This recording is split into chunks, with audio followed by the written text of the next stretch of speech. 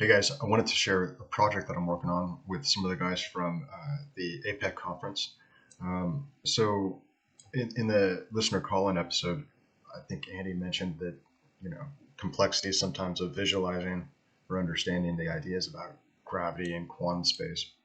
And Dan mentioned the qubit. Well, that's actually what I was have been working on that day, and I wanted to kind of update you guys on the progress of this animation and what we're trying to do with it. So, like Dan mentioned, the idea of a qubit is that there's this quantized unit of space, the smallest possible um, unit of space that could be accessed, and a calculation could be performed, on it in some capacity. And in order to do that calculation, the qubit is going to need to understand some basic facts about itself, its dimensions, its x, y, and z length. It also needs to understand how that length might change in relation to another qubit associated, or a piece of matter somewhere near it. And then finally, the default state of the void has sort of an intrinsic state of tension, which is that there's some degree of tension in the springs of each axis. And so third, what it also needs to be able to do is be able to understand its relationship to its neighboring qubits. And so in this instance, we're only going to focus on the vertical axis here. And in the default state of the infinite void, where no matter is present, everything is vertically connected. So there's zero distance above and below it between the adjacent qubits. So the visualization that we're going to go through is to insert a piece of particle of matter in between these two qubits, and then we're going to visualize how gravity is expressed as a consequence, and then we can talk about how those variables could be potentially manipulated. Okay, so the animation rig that I've built here is one that incorporates a gravitational constant, some arbitrary amount of mass, and then some, radius of our theoretical particle. And so the first thing that's going to happen is something similar to the Big Bang, where we have some minutely, infinitely small piece of matter that has a relatively large amount of mass. And so the difference that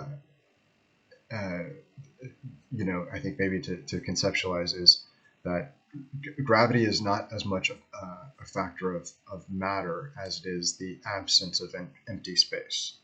And so right now we have empty space, but the moment that we insert matter into it, that empty space will express gravity.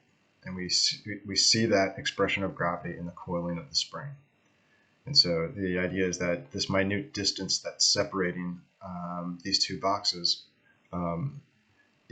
is calculated and then transcribed into the number of turns that the spring has, and then how that can be quantified as gravity. And so as the radius of this particle increases, we see that gravity, the expression of gravity, also decreases. And so as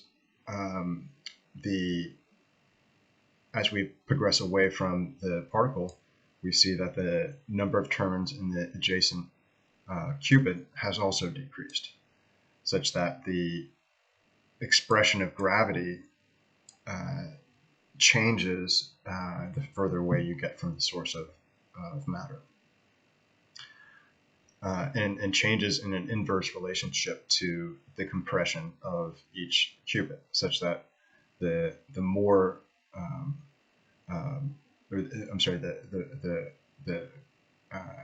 the more this current distance decreases, the greater the expression of gravity is. And so, one possible way of modifying gravity that people talk about is essentially doing that by increasing the effect of gravity, and so that could be visualized by modifying the gravitational constant per se. Or another idea is inertial damping, which is basically negating the mass of an object, and we see how that would modify gravity locally to the qubit.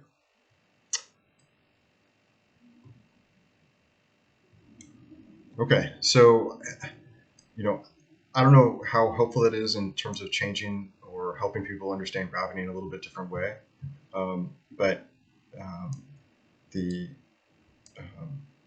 I think that what this I think can do for people is give people a visual metaphor for the idea of ether or 0-point energy. The idea that there's an intrinsic amount of energy stored in the emptiness of space, and that quantification of that energy is visualized as the coiling of this spring. So if that helps, when and if you hear people talk about the ether in terms of anti-gravity, that's the ether.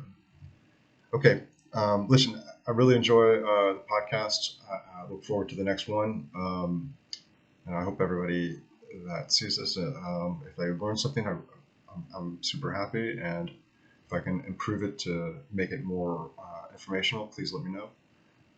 So otherwise, guys, APEC conference is Saturday, and just everybody come on by. It's live on YouTube, I think starting at 3 p.m. Eastern.